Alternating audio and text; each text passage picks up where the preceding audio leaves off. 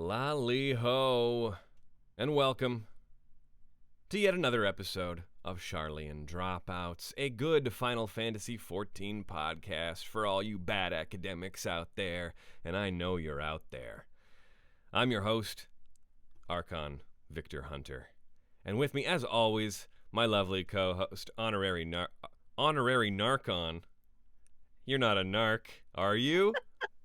Are you? No, for a second I thought you were going to say like honorary Narcan, like the stuff they give to like people who've had overdoses, and they apparently, if they have Narcan, they get up and start screaming they saw the devil and start running. Oh, sure.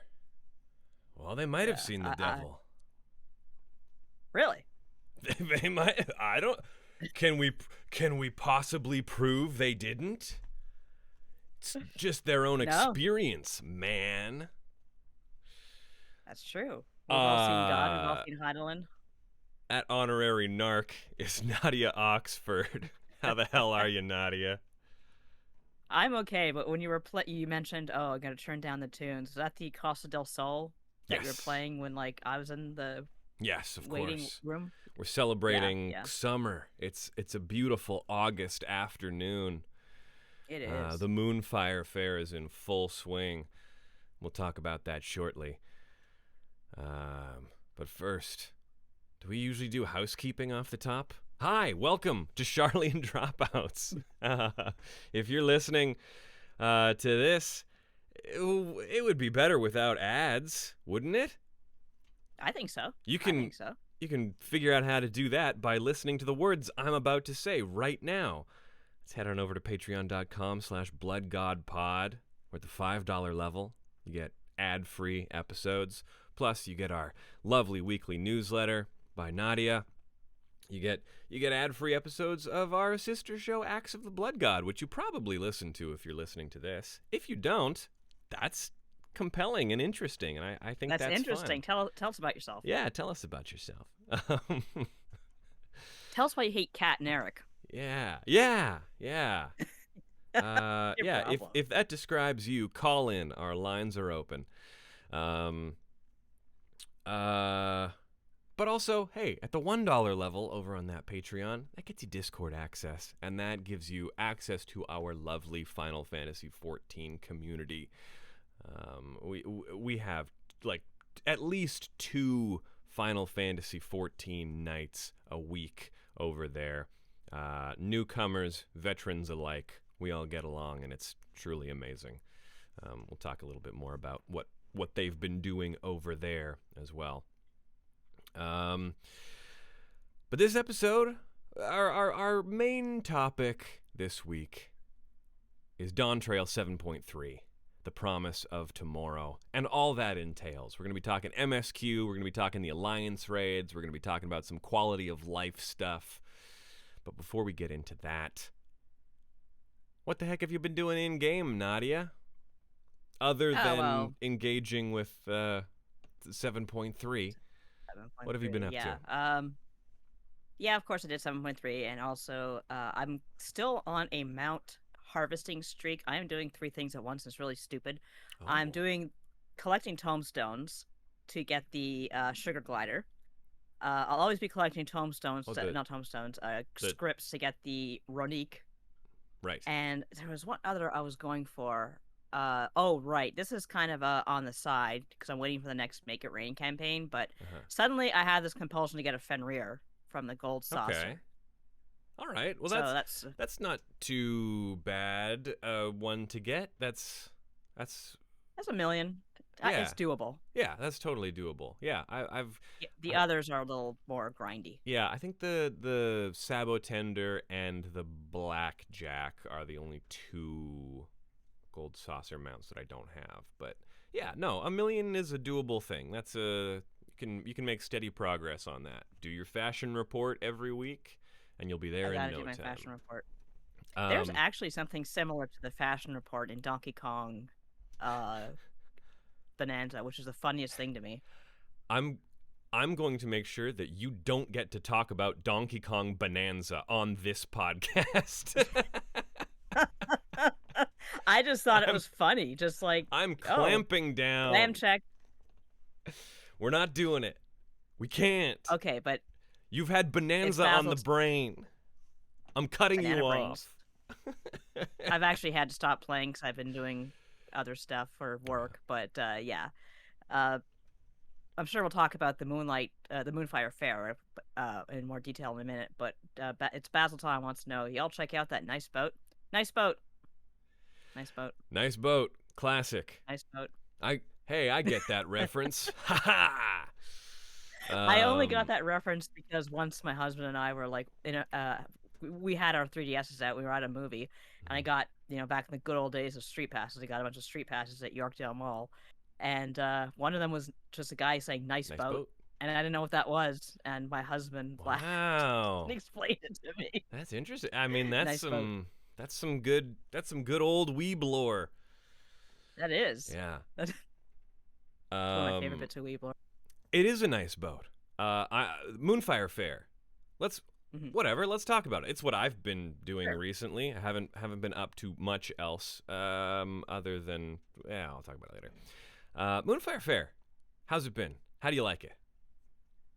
It's all about water safety, and water safety is very important. It is. And it's an interesting angle for a Moonfire Faire. I mean, as I said, you shouldn't neglect water safety. In fact, as someone who has been swimming a lot this summer and continues and has been actually swimming for the year, basically, I'm very interested in water safety, and I have to admit that the kind of like outfit they gave us really accentuates your ass. So it's a good ass outfit. Yeah, and funny thing, when I got my outfit as a Mikote, they said, "Oh, you're gonna love the tail hole," and there is a tail hole. Finally, do they actually? A little hemmed tail hole. It looks like it's a hole. It's incredible. That's amazing. It's about time. About time I got my tail holes. We only have how many characters in this world that have tails? Yeah. Besides all of them? Yeah. It's been a problem since day one. It's been a problem. Yeah. It's something that Final Fantasy 11 players will never let 14 players live down, because they have tail holes. Oh, Mithra! All those Mithra, they have a perfectly little crafted tail hole, usually with a little flap too. Oh, yeah. How convenient. Yep. That's actually a really good design choice if you live in that world. Yeah. Makes a lot of sense. Yeah, it's been fun. I am impressed. My favorite seasonal events are ones where they give us a zone to play around in. I like. Yeah, and there's the big one this year. Yeah, when All Saints Wake opens up that little plaza with all the dining tables and all the NPCs around, and they let you dress up as NPCs, or when they open up the haunted house, or stuff like that. I really enjoy, and I feel like the last few seasonal events have been pretty. Here's a quest where you go and talk to a few people and then come back, and then here's your reward, which I don't know, is fine. I'm okay with it. Yeah, I'm not here to complain about a perfunctory seasonal event, but I do love when they go all out a little bit. And yes, this year we have a big, beautiful boat. It's called the Queen Lamin, of course, named after the beloved songstress, who we all know as Flamin, Minfilia's surrogate mother.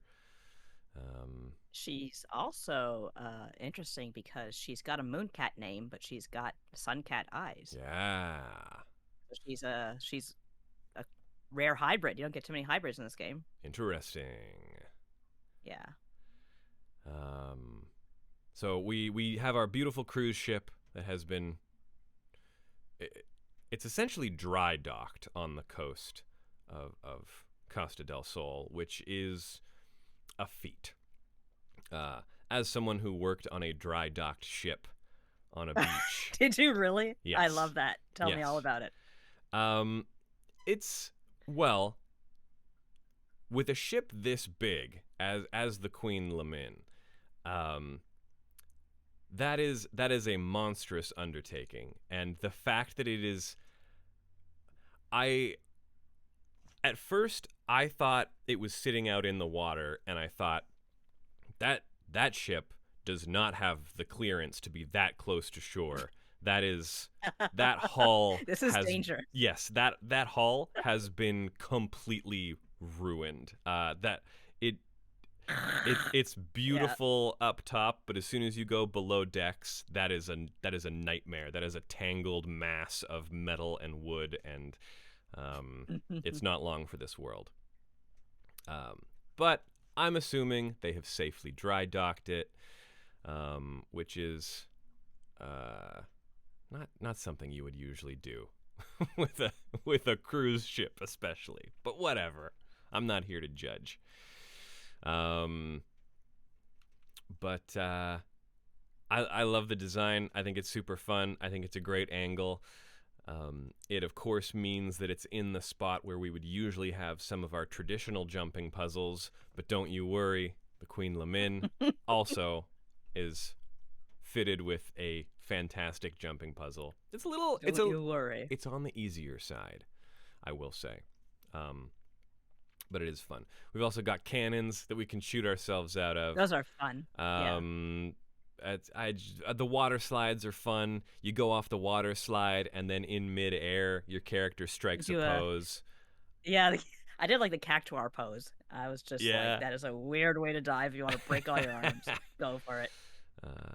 It's very. There's very actually I referenced a certain TikTok on my Blue Sky where it's a TikTok of a kid going down one of those, those metal slides that you used to have in the 80s. Yeah. Kid going off one way too fast. He skips an entire bump and just smashes onto the ground. And the next hard cut is just a woman as an angel saying, "Hi there, do you have fun on the slide? Let me show you around." She didn't have it. Now over here we have, and just kind of like put that up for my warrior of light going down the slide. Yeah. Hi there, you have fun on the slide? Heidelin, talking to Heidelin, that's what I said after going down that water slide. Yeah, NK Dude mentions that it's clipping through some of the islands. That would be because when you have to dry dock something, it has to be firmly entrenched in some land. So they would have had to carve out the bottom of the ocean there to fit that thing in and let it sit there. Like I say, strange choice. The thing I always wondered about Costa del Sol in Final Fantasy XIV is it supposed to actually be luxurious, or is it supposed to be a piece of garbage? Because it really strikes me that it's supposed to be a piece of garbage. No. That the Lalafell in charge Gigaruju? Gigaruju, like he took something called Bloodshore and cleaned it up, I guess, to the best of his ability, but it's still being invaded by giant crustaceans. You also have to consider that we are thinking of this from the world of Eorzea that was in some turmoil. When you think back to the beginning of ARR, and people are having a pretty shitty time in general. It's not a great place. Primal threats, Imperial threats. Most NPCs during ARR are just trying to survive and eke out a living. And I think, Eastern Lenotia with Wineport and Costa del Sol is about as fancy as you can get in the world of that time, which is, 12 years of development and story progress that would imply, I mean, the stuff people are getting up to now, it seems like, I don't know, the world's doing pretty good. People are having festivals all the time that are much more extravagant than they were back during ARR times, or especially 1.0 times. I mean, that makes sense. Yeah. There's definitely an arc. We're grading on a curve.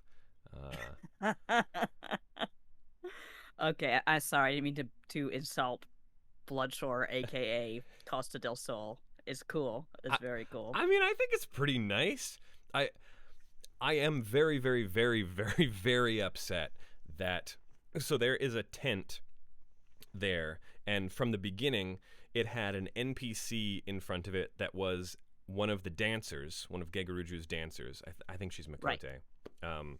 And she mentions that, like, sorry, dancers only beyond this point, or something like that. And I thought, when we get dancer, that's going to be the guild hall. That's going to be like the place where the dancers guild happens. Because ninjas were added. They got later, a house, and they got their little house. That was great. That's I love that place. pretty close by. But yeah, no, they really sort of abandoned having bespoke spaces for jobs to congregate, which is kind of a bummer. Especially because the ninja house in Raincrusher Gully. I always love that. Yeah, it's nice. It's cute. It gives a reason, like, to the map. You know what I mean? It gives something to the map. Yeah, and it also, I like the idea of it giving you a place to go if you are that job, and only if you are that job. Mm-hmm. You know, like, but also, our poor Blue Mage Guild is just 3 guys standing on a street corner. That's suitable, though. That's really in the open air. Just trying to ply their trade. You there, come over here and learn what it's like to be a blue mage. No, I have to go see my mom. Yeah. I love some of the NPC cameos we've had during this. Of course, I'm always on the lookout for Roswin and Carvayen, and they are absolutely having an argument. And as they do. Love them.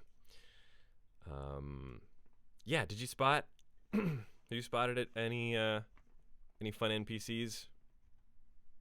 I spotted I can't remember his name, but he was one of the Mikote. He was the guy who took up he dressed up as the Power Ranger the year before to help his sister. I saw them. Did he dress up as the Power? Yes, yeah. Yeah. Yeah.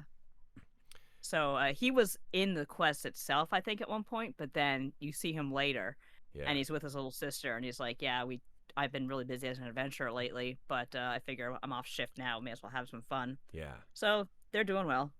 Yeah, he was a main event NPC for a couple years. He had a few before that. I think he was also like the Ultimate Ninja Warrior one. Yeah, you're right. A few years before.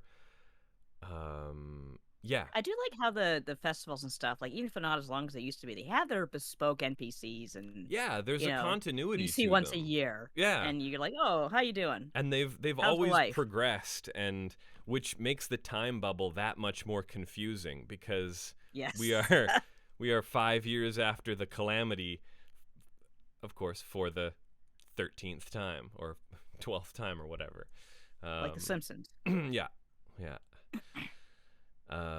It is always year 1 of the astral era, but we have seen these people a year later 12 times. Amanalen and is it Onawa? Onawa. I love Onawa. I think they're... Is he still a little guy? Yeah. Hasn't had his growth spurt yet? No, they're hanging out in the pool. Alpha and Omega I spotted. Alpha I knew was around, but I didn't spot him. NK Dude says the faux commander is somewhere. That's pretty good. The faux commander, is that the little fox? Yeah. I love that thing. The little Tibetan fox. Yeah. Anything that lives on the Tibetan plateau has those weird eyes. It's really creepy. Cool. It's really interesting. What else? In game. So, I mentioned our lovely community over on the Discord. I've been popping in as much as I possibly can because we are working on Minstrel's Ballad, Sphene EX. And what a fight that is. It's really, really good. The music's great. The mechanics are great. I'm having a good time. I have a feeling this weekend we're going to clear it. I'm calling it. I'm calling the shot. I believe in you. Yeah. Great fight. Just really, It makes sense mechanically. It's complex enough that we've had some pretty fun mishaps, but stuff that's also like recoverable. I don't know. It's a treat. It's been a while since I've had time to commit to doing an extreme or anything higher level with a group, and I could not ask for a better group of people to run Sfiend's Burden with. When are you hopping in those EXs, Nadia? You keep saying you're going to do some of these. It's always at a time when I'm just like, I am so tired, I can't play any more video games right now. But I'm also bad at the high level stuff, so it's like if you want a DPS, it's gonna die every 2 steps by all means. Yeah, but that's what this is you get good at. You practice fights. We haven't cleared it. It's been a month and we haven't cleared it. That's because we're practicing to get good at it. Banging your head against a wall basically to get good. What do you call getting good at a fight in Mega Man? Do you just... It's about watching a boss's patterns and learning them and getting better at the fight. You don't beat every Mega Man boss the first time you fight it. You go, holy shit, what just happened? And then you come back at it again and figure out what's going on. No, you throw yourself against it, and then you use an E-tank, and you keep going until you're out of E-tanks or it's dead. You know just as well as I do that there are some bosses that you just can't E-tank your way through. You have to learn the fight at some point. You have to get an understanding of boss mechanics. That's all this is. I do understand, but I don't know. The thing about Final Fantasy XIV that I find is interesting about me is I like solitary stuff so much. I just feel like it does such a good job at giving me that cool, lonely feeling that I kind of want sometimes. Fine. But you're all great. You're a lovely community. You decided to play an MMO. I'm just saying. I know. There's a lot of video game out there that requires some participation. All right. Speaking of participation, let's participate in discussing the promise of tomorrow. This is our 7.3 patch. Traditionally, the 7.3 patches have been the conclusion of the previous expansion's major story beats. The only outlier is Endwalker, where they really treated 7.1 through 5 as its own sort of self-contained story. But with Dawntrail, we are continuing off from where 7.0 left off. We're tying up some loose ends. We're justifying some things. We're making sense of some plot holes. Maybe.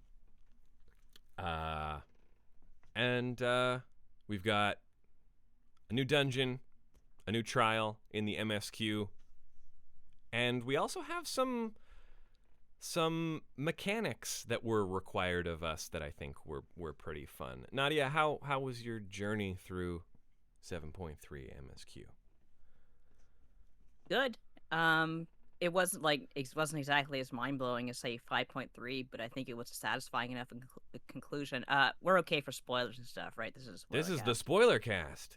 This is the spoiler cast. I just liked seeing Ascians be catty little bitches again at the end there. How do you mean? Just with like, okay, so yes, we beat 7.3. The last boss is like Necron. Mm-hmm.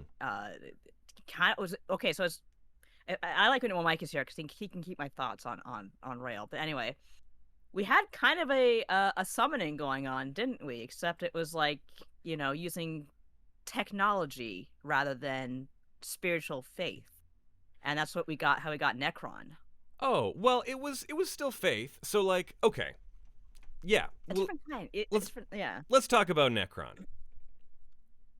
I love Necron. Hey, go listen to our Pantheon of the Blood God episode about Final Fantasy IX, where I make the case for Necron.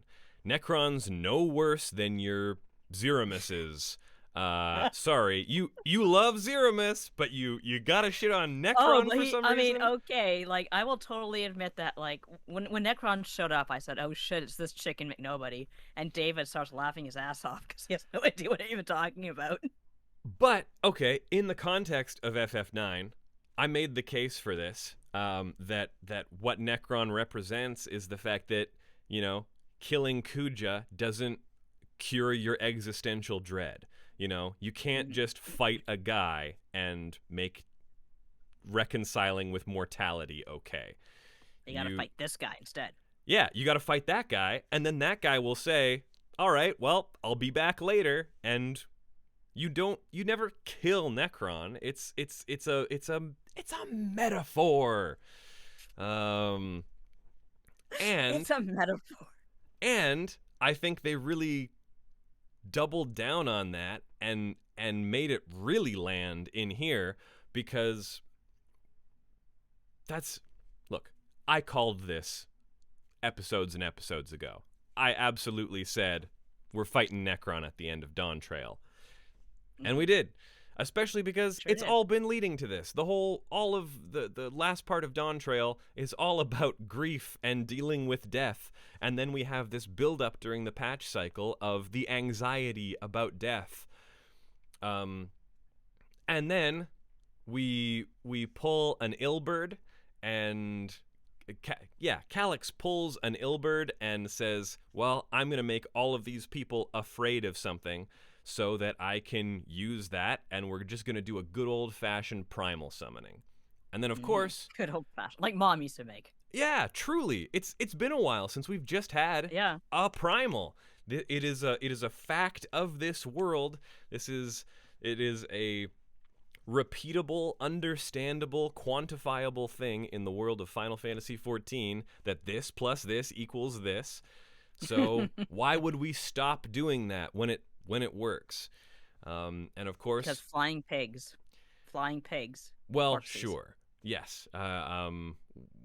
The idea of being tempered is less of a threat, but it can still happen. Yeah, I think bringing back a primal just to represent the culmination of everything that Dawntrail was talking about was really, really good. It was makes way more sense than Necron in context of the game. Basil, how dare you? I just explained. Necron makes perfect sense in the case of FF9. You just think about it. Just think about it for a second. They were doing a thing and they pulled it off.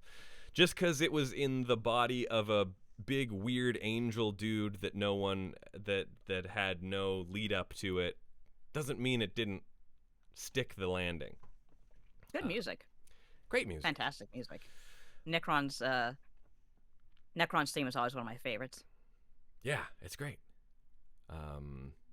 Also, but overall, go ahead. No, you go for it.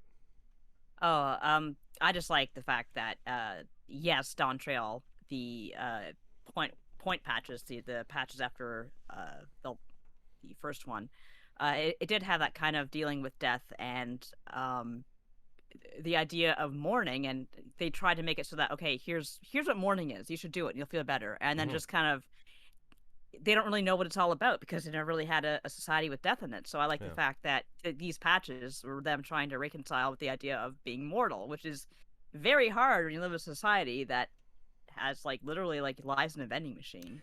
So I very much did like that storyline of someone who thinks about mortality a lot, frankly. Yeah, it's one of those things that I think even back since Heavensward, 14 has done well, is that we can solve a big problem, but then you still have to handle how the people feel about that problem being solved.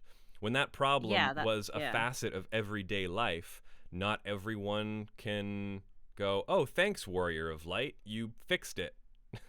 But what about the people who lived for that thing or needed it or survived because of it, or just plain don't want their lives upset by a stranger coming in and killing a god or whatever, I think 14 has always handled that pretty well. It has, yeah, for sure. Do I necessarily think that the population of Alexandria would be so easily swayed into being fine with all of a sudden needing to understand mortality? No, I think there would have been riots. That Probably. that city would have torn itself apart. Um, but I understand that for the sake of the story that they are They telling, kind of have to yeah, truncate it, yeah. The Alexandrians always seemed a little bit suggestible anyway. Just yeah, they you are. get in there and what's the name of the bad guy again? I can't even remember the Hubigo. The how am I forgetting his name? Which one? Surreal Jaw or No, it was Galul Jaja's son, the bad one, the one who's the father of Galul Jah. oh, Zeralja. Oh my God. Yeah. Zeralja. Thank you. Oh, Poor geez. guy. Oh yeah. Yeah. No. Zeralja. God, we were thinking about his name for so long. I forgot what I was going to say about him. Poor Zeralja. But he had something that I wonder they will come back to, and that is the idea of him being like, he always seemed to be a little bit unsettled about the fact he was born to begin with, because his father wasn't supposed to have children, and he was like called like the miracle and all this other stuff. And then when like he has his own kid, he freaks out. And I just think that was kind of interesting, and whether or not it comes back to be something later on, or whether it was just one of those lesser spoken character quirks, I think is interesting. I feel like that's kind of part of what Galulja was reckoning with, is he also doesn't understand why he was born, and why, if his father is gonna hate him so much, then what's the point? What do I do? Also, why am I king now? Jesus, too much. Yeah, I feel like, shit, I have no authority. I think it fits overall with Dawntrail's sort of. It is also just about mourning parents and understanding what parents pass on and what they don't, and how to break from generational trauma and things like that. So I think it has fit overall into the narrative. I also want to mention, I brought it up when we did our 7.0 spoiler cast, and the fact that we were left with living memory looking sad and desolate. The dead mall memory. That's what my friends called it. Truly, like, it was a depressing place to be. It was truly the like opposite of Ultima Thule in a lot of really, really cool ways. And what how I think they stuck the landing, especially with this being a game about grief and mourning, is I have a friend who had a parent pass recently, and one of the things that they said was that everyone told them that regardless, like whatever else, like regardless of what your relationship was with that parent, the next year of your life is going to feel completely different. It's just going to be weird. You're not going to know where to put some of those things. It's just strange. And then after about a year, you start to adapt, and things start to feel normal again. Right. And what I think is amazing is that we had a year of living memory being this broken, miserable place. And then over the course of 7.1, 0.2, and 0.3, we make a bit of progress. And then 7.3 being the conclusion of this story, and being so much about death and grief and mourning, we get that little bit like living memory isn't the place it was before. It's not returned to its, former glory, whatever that was or whatever we thought that meant to us. But Right. it's still brighter. Like there's, is it a little on the nose? Yes, but dawn arrives in living memory, and morning has come. Whatever. Shakespeare loved messing with morning and morning. It's a classic. We love it. It's a thing what a sweet little idiom of the English language, that morning and morning.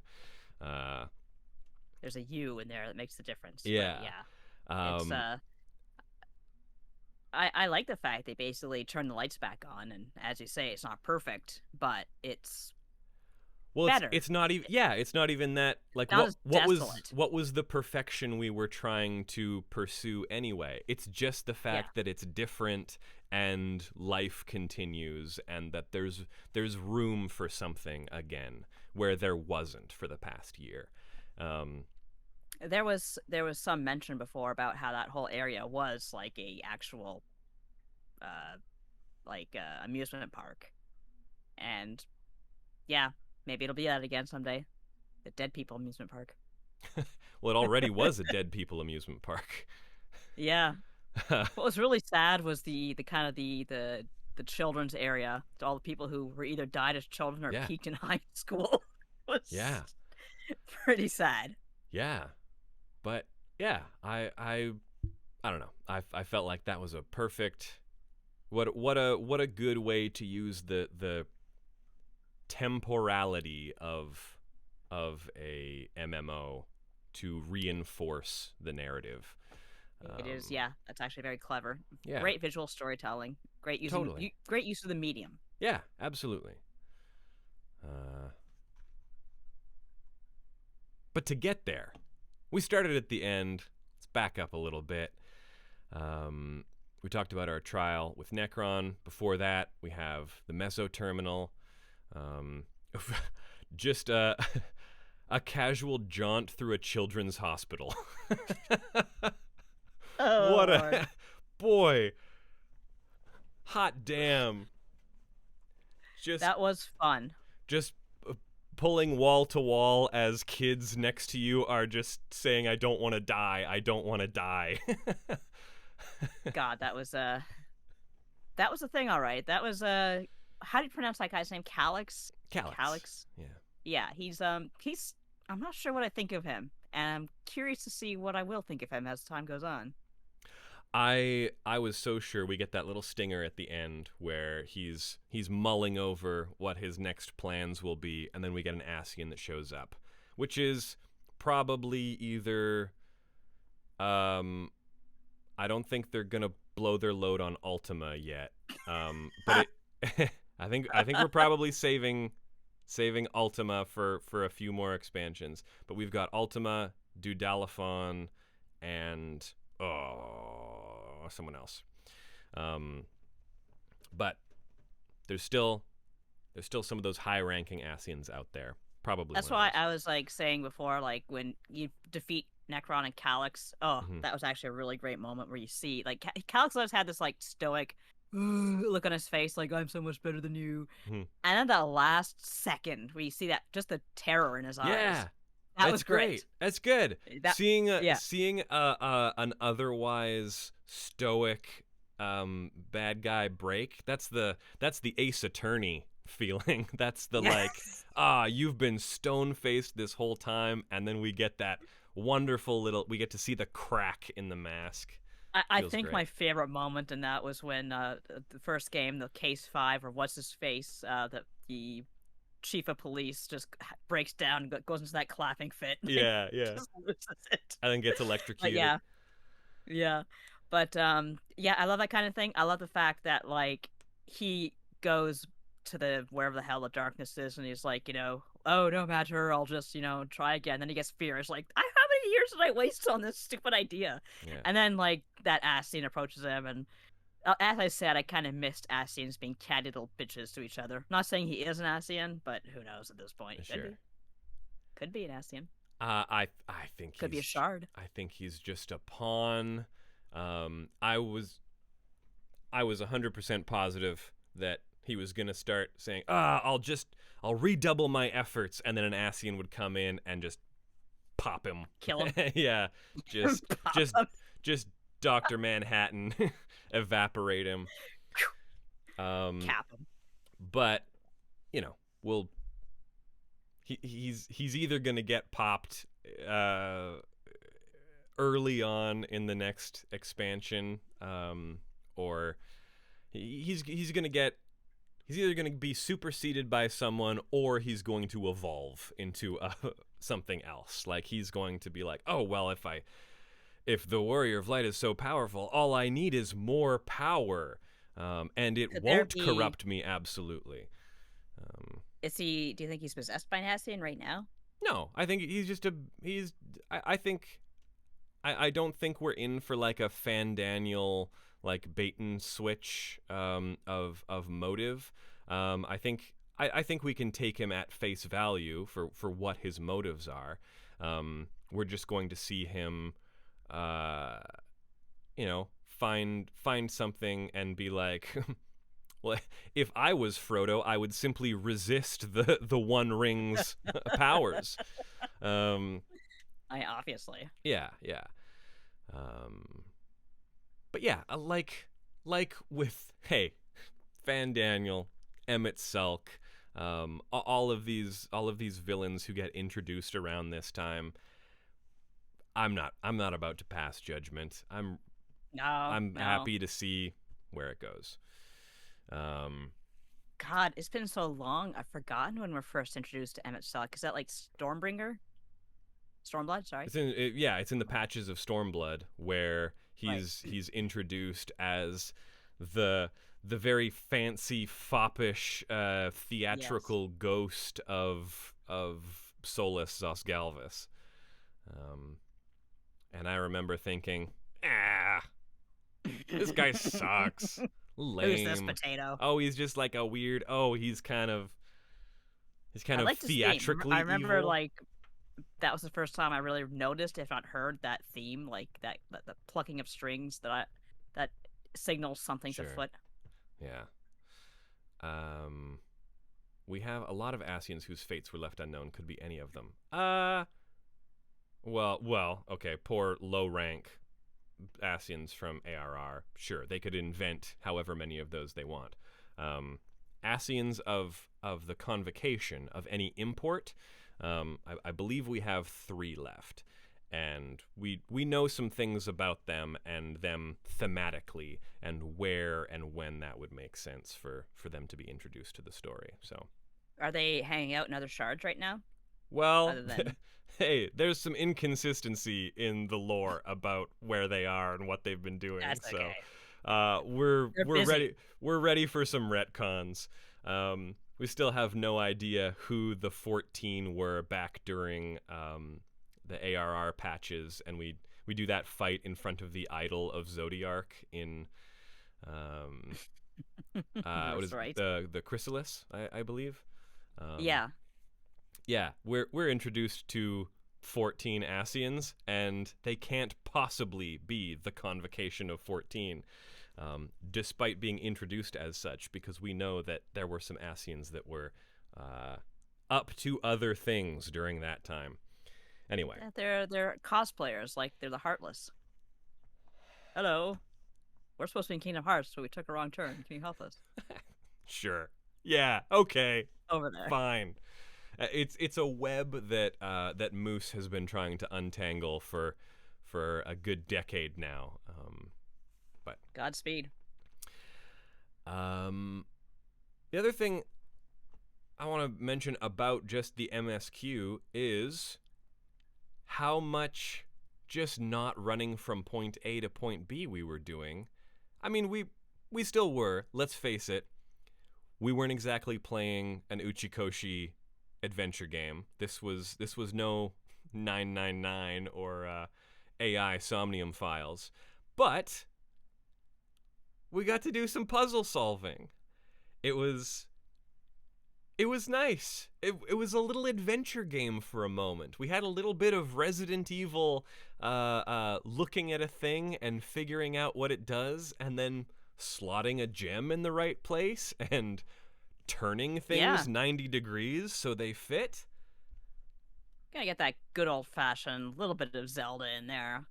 Wake you up. Make you think for a second. I was so happy. I loved it. We got to go, especially, it brought us to a bespoke place. It was that research facility that had some unique assets in it. It had some little lore drops. I love reading a journal. I love reading the journals these people keep.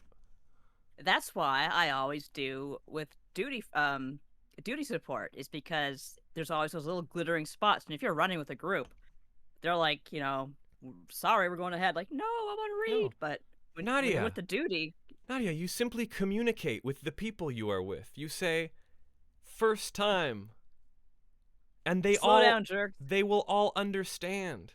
If they but run then I on feel ahead, bad for holding them up. You're not, though, because if it's your first time, people get a boost of tomestones and a second chance stamp. That's the trade-off. That's true. You say, "Hey, that's true. I'm new. This has been established. This is 14's crowning achievement is the bumps that it gives to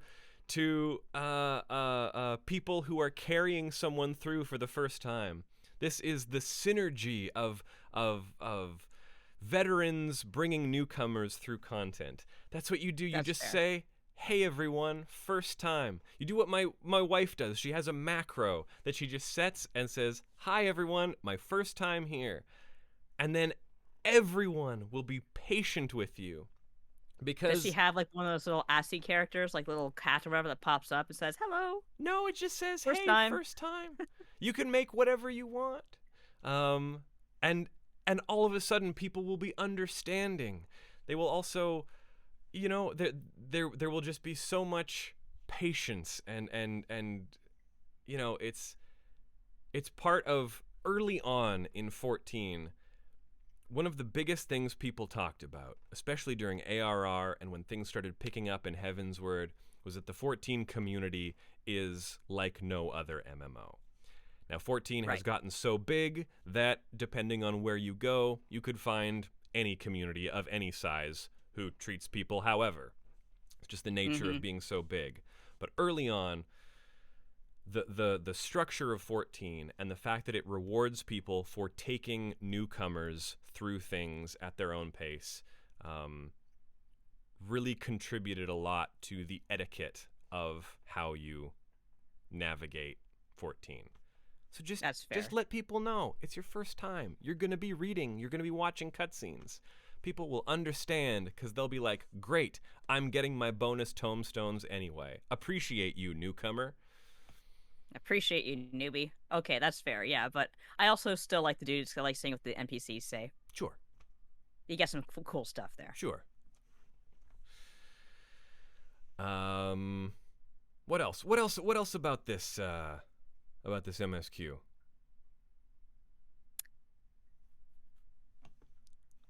I don't know. No, I mean,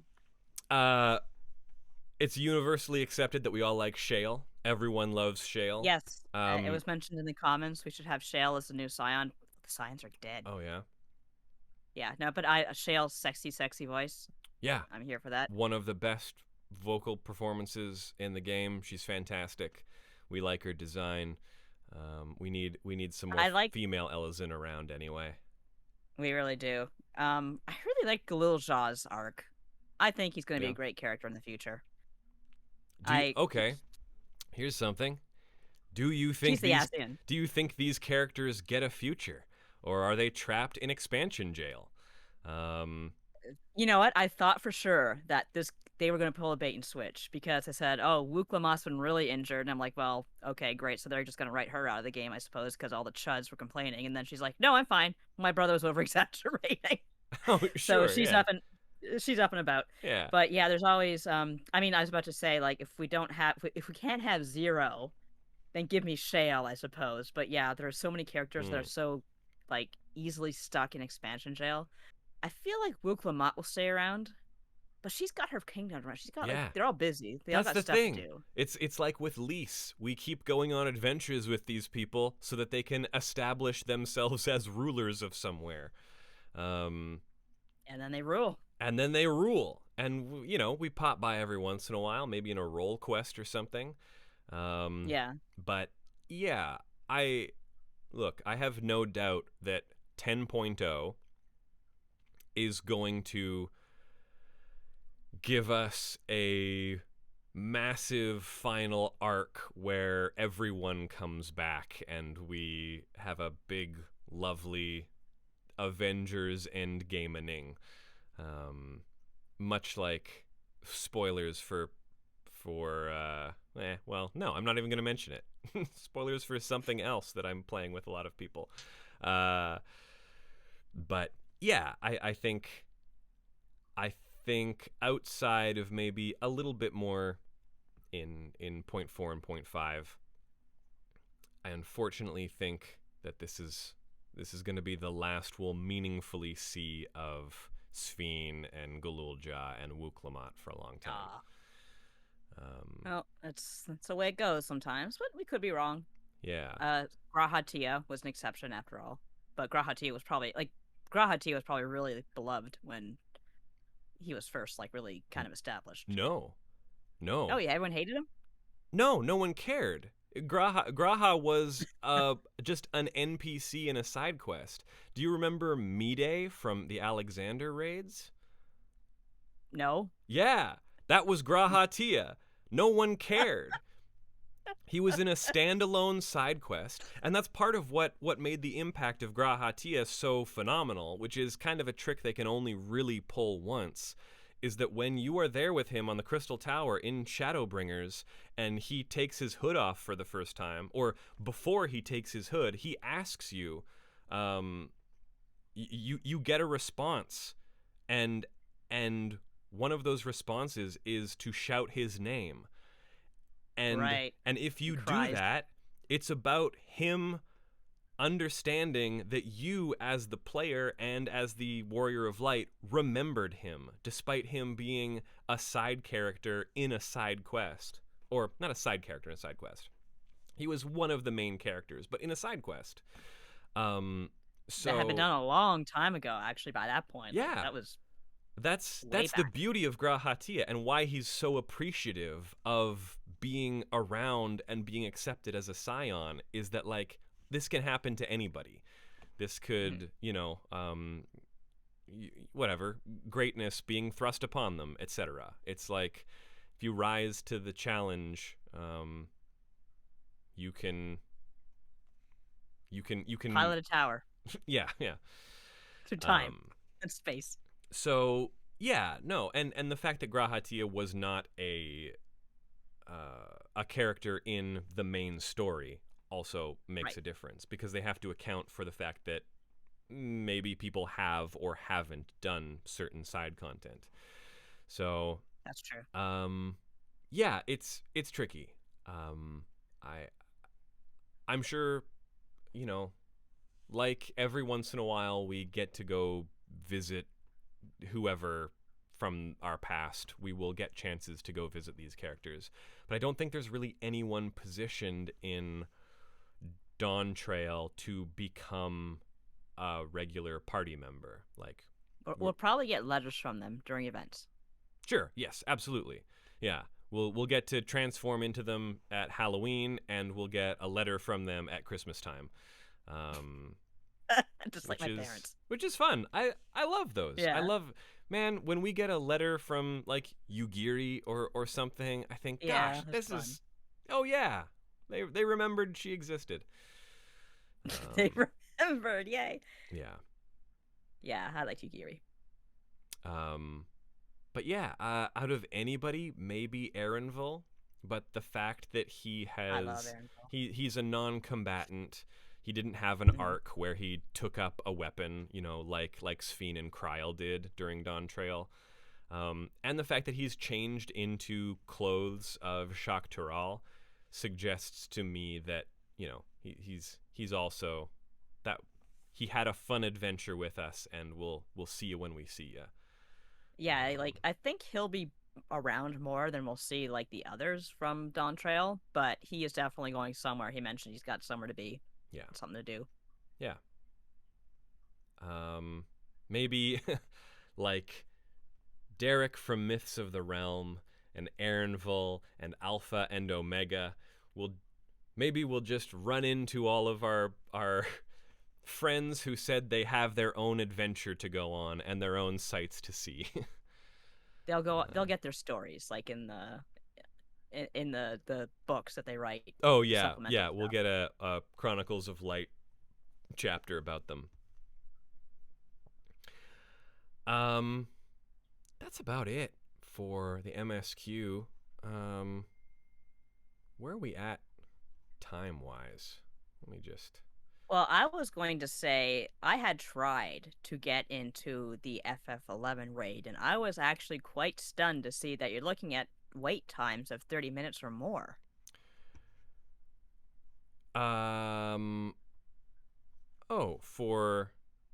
Oh, for for the first leg of it. Yeah, if you haven't done Yeah. Juno, yeah, you're looking at because people aren't running that as much now because they've got the second one to do. So yeah, unfortunately, if you're DPS especially, you're gonna be Oh, that's true. I waiting keep on that. forgetting I got the DPS. Maybe I Yeah, should switch to tank and do it that way.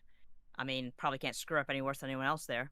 In those alliance raids, you just gotta kind of hold your own, hold your breath.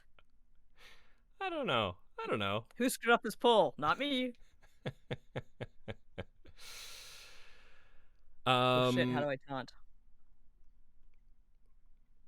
I don't know what time I we're at can say. because Oh, I didn't start the Zencaster. So yeah, I forgot to hit I forgot to hit my recording. I think we all you forgot to hit your recording on Audacity. well, we didn't clap, so that was a problem. But we got this recording, right? You know, I also don't even do the clap at startup because I just time them out anyway. I never do a clap startup. No, we all do No. clap startups, but we got We've this never recording. done a clap startup on this show. Okay, fair enough. But I've been doing like the other shows with everyone because it's Sure. busy month. Yeah. Sorry about Well, that. we'll be using. I guess we're just gonna use the audio from this stream. Which Sure. hey, if you're listening to this on the pod, apologies if the audio quality isn't up to its usual standard. But oops, that's what happens when Yeah. you take a Yeah. week off. Sorry, everyone, but we are an hour in, according to our faithful listeners. Um, I Okay. can talk a little bit about cosmic exploration. Talk about cosmic exploration. If you haven't done Because the alliance raids, we'll leave it. try it for next time. But yeah, the alliance race, geez, the cosmic exploration, they've Mhm. done a lot of work to make it a little more playable. A lot of UI adjustments. A lot like for example, one thing that they did was they evened out all the XP bonuses so that it's not like bronze you get this, silver you get this, gold you get this. It's all like the same thing. And then if you get like uh the the best time you get a little bit extra. But they actually went ahead and they changed, like for example, the like you have A rank, B rank, C rank, and like the missions would be like A1, A2, C1, C2. But they just changed it to here's your normal name, here is the harder version which is called X, and here is the hardest version which is called EX plus. Like they just kind of yeah, they've just done a lot to make it more streamlined. Like, and I mean a lot. Of course, Sure. you have mounts now, which helps. You still have the the floaty platforms, but if you want to get to one of those stations, they're pretty scattered, so it's a good way to get to them. Right. Yeah. Also, go ahead. Well, I feel like that it's almost because what I liked about the progression was that yes, places are harder to get to, but the incentive was as we level up these zones, we add more of the transit pads and the pathways to get there. So I did like that it was about like building the infrastructure. And some of that, which I think we've done. I think it might be yeah. done Oh, it's all done. Yeah. for this area. Yeah, yeah. For this area, it's been done for a little while, but yeah, I guess I get it. People want to use their mounts. If you earn a mount and you're in a big open area, you probably just want to be able to use it. You're on the But mountain. I You're did on the moon. You want to use I it. did like the incentive and the idea that, well, yeah, the story of it, that like, yes, you are building this place, and building it up also means building up infrastructure. Right. But I get it. I get it. I meant to ask you, do you think that we're going to get housing in Living Memory? No, why? Because it's got those buildings in there. There's a lot of buildings in a lot of places, Nadia. Be a cool place to live, though.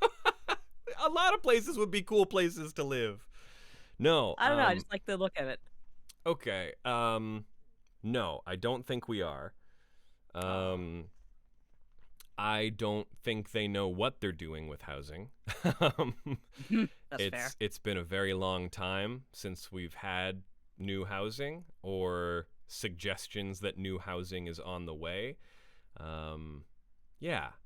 I don't know if I feel comfortable speaking to any predictions about housing because yeah. I don't know. I don't know what's going on there. Housing is cursed. It is a little bit, yeah. I don't even know where I would want another housing district. I'm sure there are people who would like to have housing on the first, in the That'd be nice. Crystarium or something. But housing on the moon. I would like housing on the moon, of course. But then you run into the problem of just sort of general spoilers. Like, oh, right. There's, yeah. I mean, I guess one of the housing districts is rebuilt Ishgard. So people would get the idea that, oh, Ishgard ends up being okay, kind of thing. But that is like so long ago that we would know by now. So Ishgard's probably going to be all right. Yeah. Yeah. It feels, I don't know what they'd do. I would personally like moon housing. Do I think I would like moon housing in the Source's moon and with the way the moon exists in 14 and how housing is treated in 14? Doesn't sound super appealing to me. I would like something a little more grounded. When I think of housing, I like thinking of it being a part of everyday life and not one of the like. It would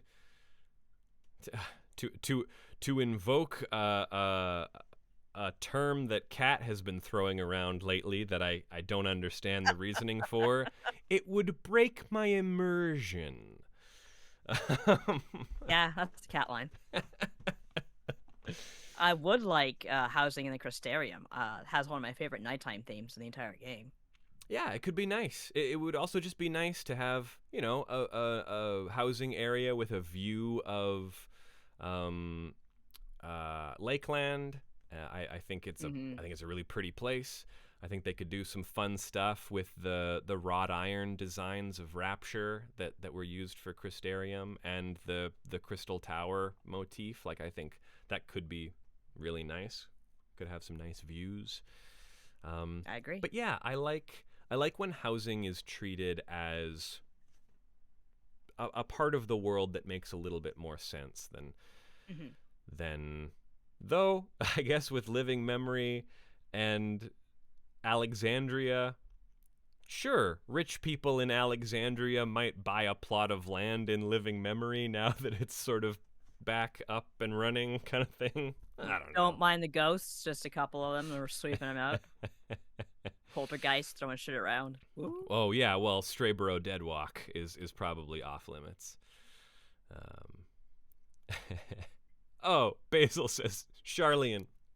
Yeah, of course. Yeah, I would. We should have our dorms in Sharlayan. Yeah, I'd sneak in there, obviously. yeah, I think Sharlayan housing would be great because that fits just fine lore wise. It wouldn't feel like too much Man, of a stretch. that would go really fast because you'd get a lot of our peers who would want that. Yeah, I don't know. Maybe. I think so. I think well, I don't know if Sharlayan's as popular as like Ascian RP, but nothing could be. Sure, yeah. Um, I do want to talk about a few other little changes to things that I just some quality of life stuff and some new options and things that were added in 7.3 that I'm a big fan of. Phoenix Down. Yes, they completely overhauled this. This is interesting. There's a point to Phoenix Down now. I forgot it exists, to be Yeah. honest with you. I know I have some somewhere. No, I had one because it was an exclusive item that you could only have one of, and it Really? was functionally useless. Right. However, it's now a stackable item. It's purchasable, and you can use it during combat. Wow. Which was what was the point of So everyone can resurrect, basically, everyone? if they have Yeah. the Phoenix Down. So it's restricted to certain instances. We're talking dungeons, Right. guild hests, 4-player trials, treasure dungeons, deep dungeons, field operations, and variant dungeons. So the variant dungeons one, that kind of blows my mind. Because sort of part of the appeal of variant dungeons is some of those restrictions, and especially deep dungeons too. Deep dungeons, surprising. This is going to change deep dungeons quite a bit. This gives people a lot of wiggle room, Which is nice because I still haven't done Palace of the Dead because I get so frustrated by it. Sure. Head on over to patreon.com/bloodgod. We're at the $1 level. You can join our Discord and find a group of people that can help carry you through whatever content you wish. But yeah, it's got utility. It's incredible. Love it. We've got some new maps with the new map dungeon, which also over on the Discord they've been enjoying. Have you seen these t-shirts? Yes, there's a baggy t-shirt. Yeah. Which is just, oh my god, like, do you even say that's the 90s? What do you even say at this point? Are baggy t-shirts the 90s? Or are they just always in fashion? They were. I think, yeah, 90s and up. You're hard pressed to find a time earlier than that where a baggy t-shirt was super stylish. God, I was all about the baggy t-shirts back in the day. I had like a Ren and Stimpy baggy t-shirt. I had like, yeah, it's just that's what it's like being a woman going through the whole, what the hell am I phase. Sure. Yeah. Well, we have 3 types of t-shirts for all body types. We've got a baggy t-shirt, yes. We have a regular fit, and we have a form-fitting fit. So there are graphic tees at the Gold Saucer that you can buy for MGP in these 3 styles with a bunch of different designs. And then also at just vendors in the city-states, you can just buy yourself a plain white but dyeable t-shirt in these 3 styles, which I think is nice. That's cool. That's really nice. That opens up some options for glam. We've got the Cutter's Cry changes in here. Anything you want to say about those? Yeah, I made a note because the Cutter's Cry dungeons always confuse me. They remind me of, you've played Mario RPG, right? Of course. It was my first RPG. You know that dungeon near the end of the game, before you climb up to Nimbus Land, there's like this weird sand dungeon with these whirlpools, and you're supposed to go down a specific whirlpool, and it tells you to follow the enemy, but it doesn't make any sense. It never works, and I just feel like Cutter's Cry is the same thing unless you're with someone who knows what they're doing. You just go through all these stupid I hate whirlpool dungeons. That's my point. You know, there's only ever one, and it's always the right one, right? I know, but it just reminded me of it. Okay, just aesthetically. Aesthetically, yes. No. I hate whirlpools. Yeah. It wasn't particularly confusing. You beat enough enemies, and then a whirlpool would appear, and then you go and run to another Yes. little quicksand pit kind of thing. Um, yeah, what you used to be able to do is, even if you were pulling enemies, as long as you didn't get interrupted by an attack, you could run past everything and then just select the quicksand and move ahead of these enemies. Yeah, that's what I'm pretty familiar with. Yeah, so they've standardized Cutter's Cry, and of course that also means they've added duty support. So many hats for Viera and Hrothgar. I know we brought this up when we were talking about the live letter, but just to reiterate, thank God. The casting progress bars. This is good. This is exciting. This is important. So this is basically explaining what I'm going to be seeing with this, because I don't think I understand completely. Okay. Yeah. Oh, so bosses now have a cast bar that appears near their name. Their floating name that is above their head. So, okay, that's really good. Because typically, what you would do is you would target an enemy, and then you, of course, can see their name on your HUD, and then a casting bar beneath them. If you didn't have them targeted, you wouldn't be able to see that casting bar, unless you use the target lock function, which is what people have been using since the dawn of time to make sure they have their eyes on other casting bars.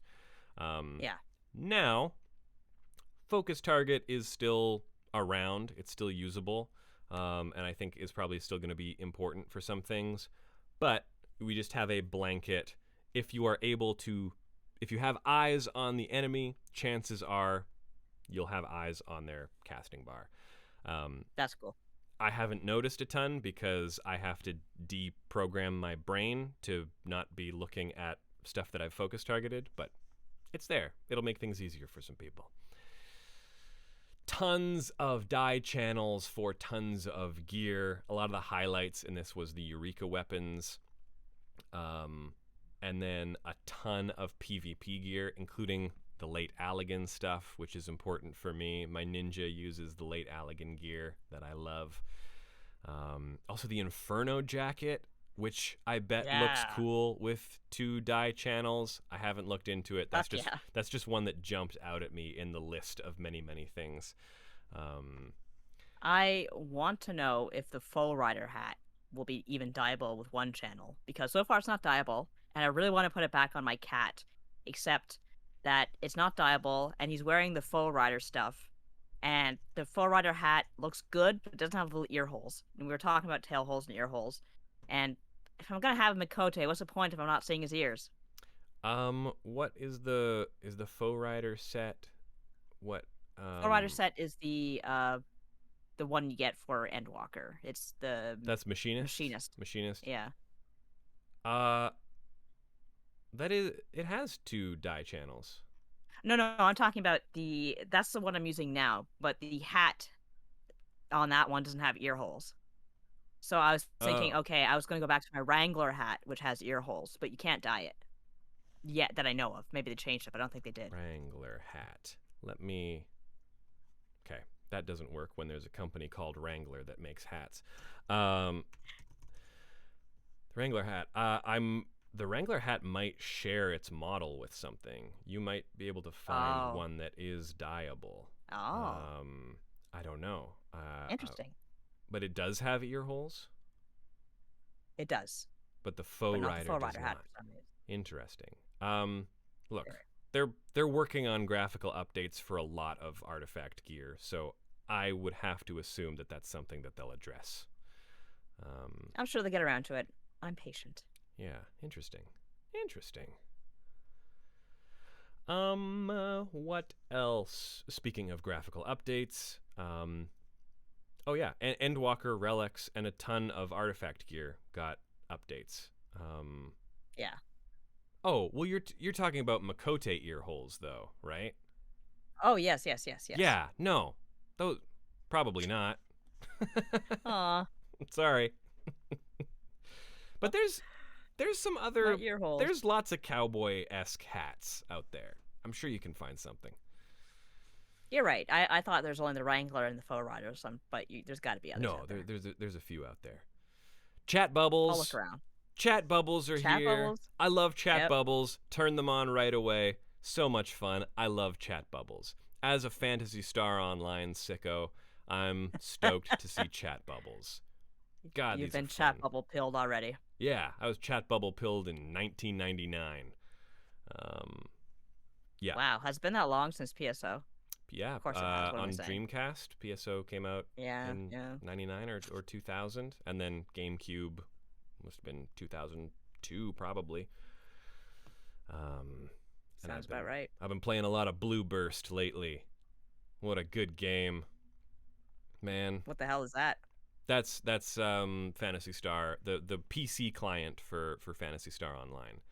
That was when they added episode 4. And it's great. PSO rules. Some stuff in G-Pose. We get the chromatic aberration filter and the ability to alter filter intensity, which I've been dying for. And then we have a dedicated portrait mode that doesn't flip the screen 90 degrees. It just gives you what the portrait will look like, so that when you take the picture, it will be using the full screen resolution, but it just gives you a window that shows what your portrait is going to look like. It's tough to explain, but it's incredibly cool. No, I know what helpful. you mean. Yeah. But that's a good idea, actually. Yeah. Yeah. And this is a big one. The Final Fantasy XIV official Blue Sky account link has been added to the launcher. Up there with your X.com, the Everything app accounts, and your Facebook accounts and what have you. Final Fantasy XIV has officially adopted Blue Sky, and I'm happy about that. So I don't I have really to appreciate engage that. with them on X.com, the Everything app. Yeah, I'm not really on X.com very much anymore at all. No, not interested in what it has to offer. Bad place. Bad place. Toxic waste. Anything else you want to bring up before we wrap up? Overall thoughts on 7.3 with what you've played. Well, we've gone over like what we thought of the story and everything, and that was our last episode, if I'm not mistaken, right? We just kind of looked in on Dawntrail after a year, and talked about its story strengths and weaknesses, and the cliffhanger they ended on, I think, is really good, to the point that yes, I do want to see what's going to happen next. I know people like to say dead game, but I think it's in a good spot story-wise, and I'm eager to see what happens. Yeah, I think saving Ascian involvement until the end of the patch cycle is nice. And I'm looking forward to it. I'm always having a good time when I play Final Fantasy the 14th, and it's no different this time.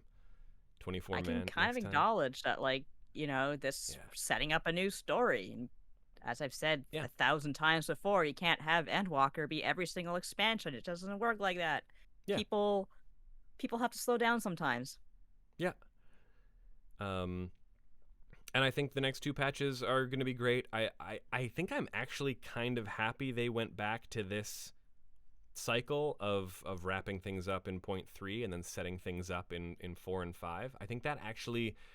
I think it works better. I think it serves them a little bit better as far as speculation and hype goes.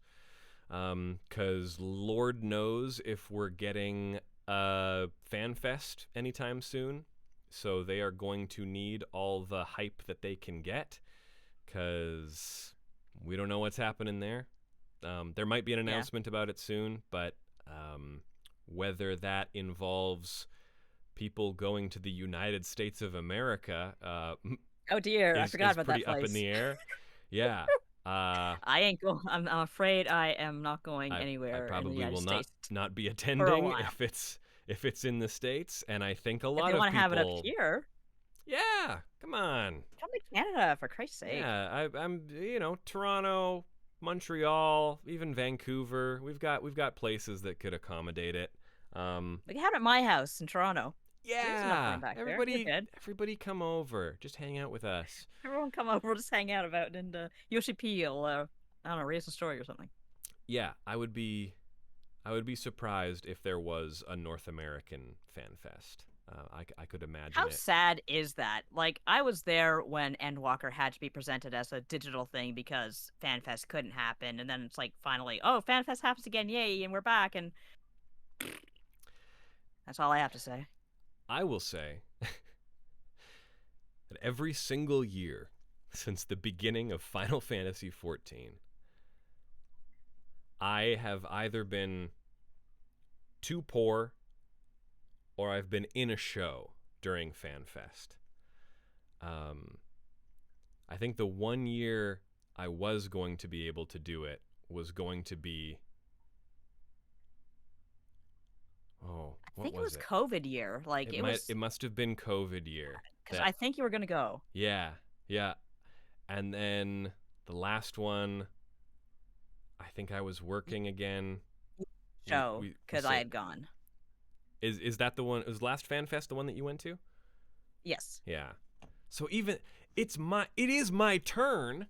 I should get to go. But no. That's why I hope maybe it's in Vancouver and That'd you be could go great. finally. Anyway. Yeah, even if it's Toronto, come on over. Yes, absolutely. If it's in Toronto, 100%. Even if I am doing a show, I'll put in my contract. I need a weekend. I need to do this weeb thing. Yeah. So. Yeah. Yeah. And the thing about going to ones in other continents is that they prioritize ticket purchasers who are from those continents. So even if I was in Europe or Japan, there's no guarantee I'd be able to go unless I got my way paid by Square, as if I was there on, official business representing the podcast. But we like you. Yeah. I love you. And I'm in love with you. We love you. All right. That's about it for 7.3 for now. Maybe when we get to it, we can talk about the Alliance raids. Yeah, I'll just have to sit there and grind tomestones while waiting. Not tomestones. As if you don't usually spend a ton of time. Yeah, you can make it happen. If I leave it up, it'll be fine. Yeah, I'll make it happen. Make it happen. All right. We'll talk about that hopefully next time. That'll be in 2 weeks. I apologize for missing the last episode. I do want to send a thank you out. I did this on the Blood God the other day, but my cat got incredibly sick very, very quickly, and it was that Monday, and it was truly a nightmare. He's recovering well. He's still on a lot of medication, and we've got a lot of checkups to do and a lot of blood work to keep up on. But thank you to everyone for your patience, and especially thank you to everyone who donated to help that happen. It was truly the most expensive thing I've ever had to pay for in my entire life. Animals. But I would do anything for this little guy. So, yeah. Thank you, everyone. Really appreciate it. And on that note, thank you so much for joining us for another episode of Sharlayan Dropouts. We will see you in 2 weeks. And until then, as I say every week, we do not know, and we cannot know. Thanks, everybody.